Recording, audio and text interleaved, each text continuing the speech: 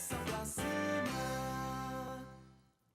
Falando de um tema hoje que certamente tem a ver com você, mesmo que você não esteja mais engajado ou ainda engajado no mercado de trabalho, mas mesmo que você só esteja dentro da sua casa, mas quando a gente vai falar até da realização das tarefas domésticas, às vezes com aquela auxiliar que a gente tem dentro de casa, o equilíbrio emocional, o controle emocional, ele faz muita diferença, né? E nos ajuda a ter melhor qualidade de vida, sim. Qualidade de vida. Acho que controle emocional e qualidade de vida andam assim, ligadinhos mesmo. É possível a gente definir controle emocional? Olha, a meu ver, controle emocional é uma flexibilidade de vida. A pessoa, quanto mais flexível ela é, mais ela tem a vida fluindo. Certo. E mais ela consegue alcançar os seus objetivos. No coach, nós trabalhamos sempre com uma meta. Ou seja, aonde a pessoa quer chegar, o que ela quer alcançar. E às vezes essa meta pode ser um estado desejado, que seria uma característica específica que eu atingindo aquela característica eu possa me beneficiar, tendo ela na minha própria vida. Ou seja, a ideia é ser, fazer e ter. Quando essa ordem acontece, a pessoa tende a alcançar o equilíbrio. O que é muito comum, às vezes, no meio empresarial, é o empresário estar buscando o ter. E, às vezes, ele não está com a identidade dele pronta para alcançar aquilo que ele está buscando. E aí ele se perde no meio do caminho, se irrita, aí vai destruindo as outras áreas da vida dele. Eu já tive empresários que, no meio do processo, começaram a querer terminar seus casamentos, porque não estavam conseguindo avançar. Que às vezes estava tendo um sucesso no trabalho, chegava em casa, estava que nem o pastor falou, o lar estava de cabeça para baixo, estava tudo de ponta cabeça, ele não conseguia ter uma qualidade de vida boa. Precisou ser alinhado. Celeste, o controle emocional diz respeito ao indivíduo não sucumbir diante das pressões da vida. Porque as pressões são inevitáveis, nós somos pressionados o tempo todo, o dia todo. Em todos os ambientes. Volto a dizer, é em casa, é no trânsito, é no comércio, é no trabalho. Daí a flexibilidade. Daí precisa ter a flexibilidade. Aí, usando aqui um termo bíblico, é o fruto do espírito chamado domínio próprio. É aquele indivíduo que sabe lidar com as pressões da vida. Né? Sabe lidar de forma equilibrada quando ele é pressionado. Usa-se muito a linguagem no futebol, quando o zagueiro é colocado sob pressão, quando passa a bola para ele e vem o atacante em cima, como é que ele vai dominar a situação? Pastor, isso é tão importante, né, que muitas vezes quando você está diante de uma meta, e aí o José Saulo pode até nos ajudar muito nessa história, mas quando você está diante de um problema, de uma situação mais de pressão, de uma adversidade, que você tem que resolver, ter ou não ter controle emocional pode fazer toda a diferença, pode fazer você achar a resposta ou você se perder nessa situação e não chegar do outro lado. É por aí? É verdade. Ouvindo aí o pastor e o coach, eu costumo dizer o seguinte, eu peguei um pouco de experiência na vida, ou aliás na prática, dessa situação. Eu, por exemplo, fui muito pressionado, porque a gente sabe que a concorrência é predatória. Hoje nós vivemos num mercado. As pessoas querem resultados imediatos. As pessoas não se preocupam com o ser humano, com as pessoas, elas se preocupam com a individualidade de cada um. E eu não vejo isso, para mim, não existe essa coisa de olhar só para mim. Eu quero que o semelhante tenha a mesma oportunidade que eu tive, porque todas as oportunidades que eu tive eu aproveitei. Graças a Deus isso eu tenho. E eu vejo o seguinte, as pessoas estão muito preocupadas nas coisas materiais, em acumular riquezas. E você pode acumular riqueza, mas desde que você não venda tua alma, você não venda teu sangue para adquirir bens materiais. Eu sou muito desse lado. Tanto é que hoje eu pratico a minha atividade em casa. É um home office. Hoje eu, prazerosamente, eu faço do meu trabalho no conforto do meu lar. Porque hoje você vai sair, hoje você tem o problema do trânsito, que é caótico, principalmente hoje, nós estamos vivendo um momento de dificuldade. Hoje você não tem o prazer de ter uma alimentação saudável. Hoje você pode ter exercer essa atividade a partir de casa. E hoje eu tenho, graças a Deus, essa possibilidade. uma possibilidade que é bacana, é uma tendência do mercado, mas que ainda é para poucos, né? Realidade de poucos. A gente está aqui fazendo um pouco de referência aos empresários, mas eu quero ampliar isso e trazer isso não só para os empresários, porque essa competitividade ela não existe só para os donos das empresas. Não. Né? Na verdade, Não, quando a gente está qualquer área. falando do ambiente de trabalho, no dia a dia, nas atividades comuns e mais simples, que são realizadas dentro de qualquer instituição, existe a competitividade, né? Quando você junta um grupo, sempre você tem ali aquele que quer fazer melhor e às vezes ele quer se destacar. Eu ontem estava lendo, por acaso, minha filha que me chamou a atenção para isso, né? Incrível. Mas sobre a questão de artistas, né? Uma novela que está aí passando e que tem um determinado ator que ele não tolera que ninguém brilhe mais do que ele. Então, a ponto de, quando ele está contracenando com a determinada atriz, que é o par dele lá, e se a menina começa a fazer uma cena com muita emoção e tudo, ele desestrutura para ela se desequilibrar, para ela não fazer assim, que é para ela não brilhar mais do que isso. Parece um caso isolado, mas não é não, né? Acontece muito dentro das melhores instituições. Como é que se forma essa questão do controle emocional? Como é que uma pessoa consegue ganhar ou não ter controle emocional? Como é isso, psicólogos?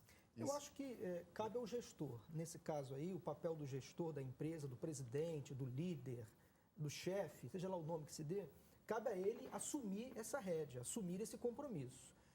Via de regra, as empresas, como você disse, elas têm uma competitividade natural.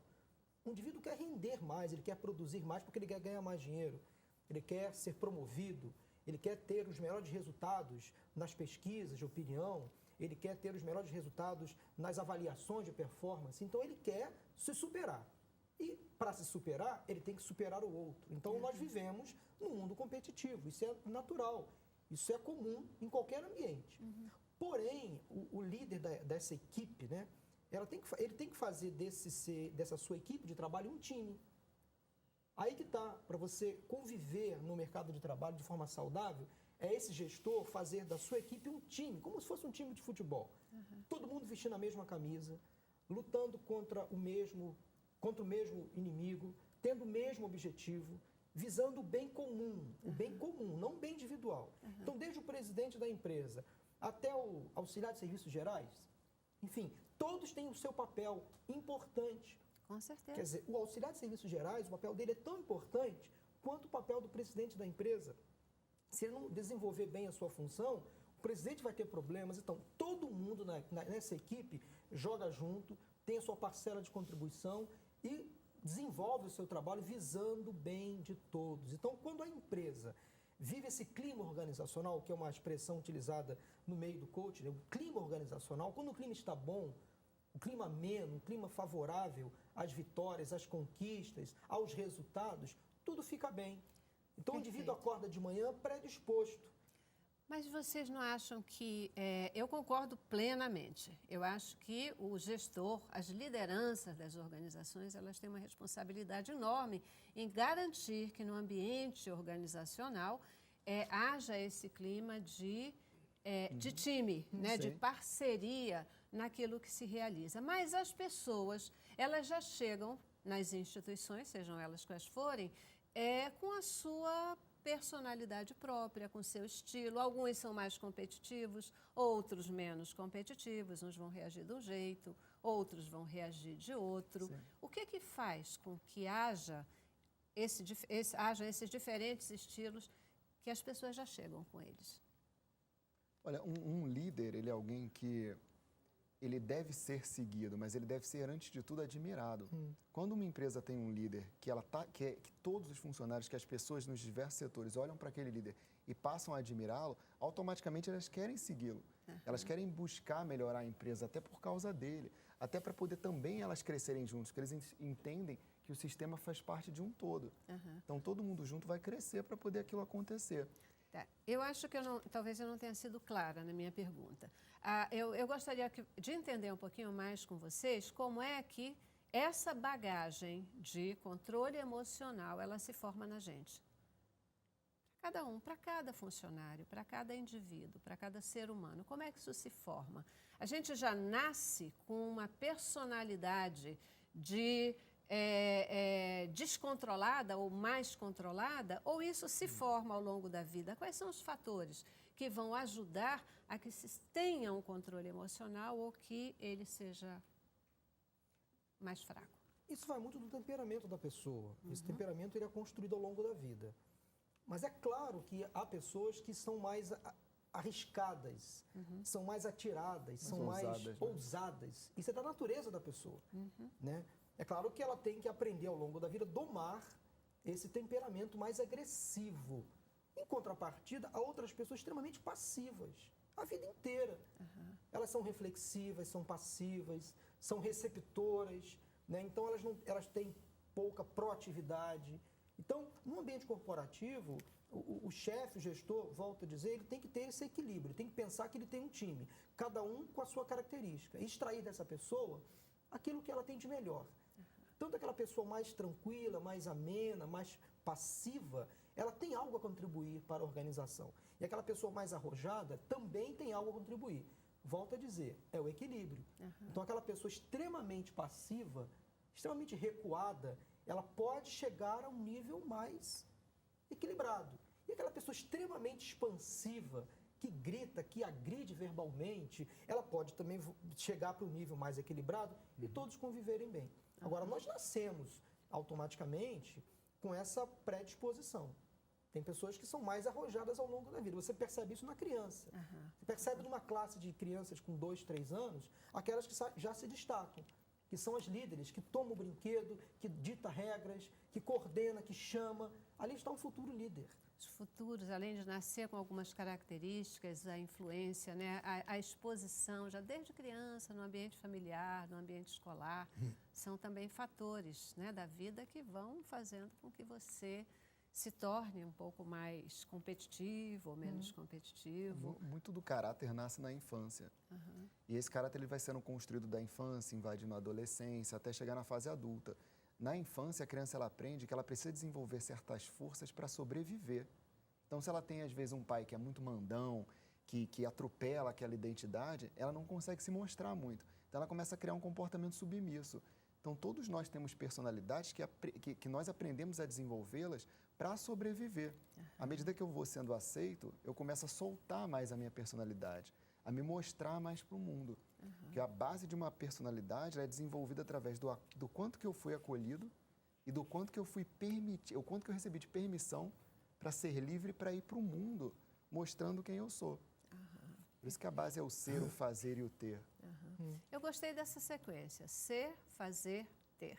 E ela tem uma lógica, realmente tem, né? Porque às vezes as pessoas querem ter, ser e fazer lá no final. Aí Sim, socialmente acaba caindo complica a nisso. beça, né? Porque não dá para começar assim, né? Não dá para ter essa sequência. A gente falou lá no início do programa que para ter sucesso na carreira, na verdade, não basta a capacitação técnica, que hoje, né? Aliás, não é hoje não, acho que sempre foi assim. Hoje, eu penso que apenas se chama mais atenção para esse fator, que o controle emocional, saber dominar as emoções, é decisivo para o sucesso numa carreira. Isso é assim mesmo? Como é que funciona? Eu já vou fazer uma paradinha e, no retorno, a gente fala um pouquinho sobre isso, mas eu também quero terminar esse bloco lembrando para o telespectador uma coisa que o pastor Paulo já falou aqui. Eu quero que você lembre o que está lá em Gálatas 7. Sabe o que está lá? Sobre o que fala Gálatas 7?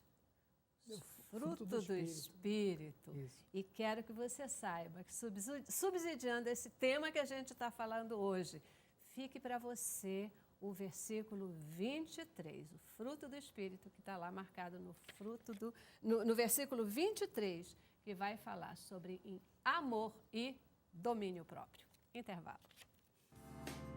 Cabeça pra cima.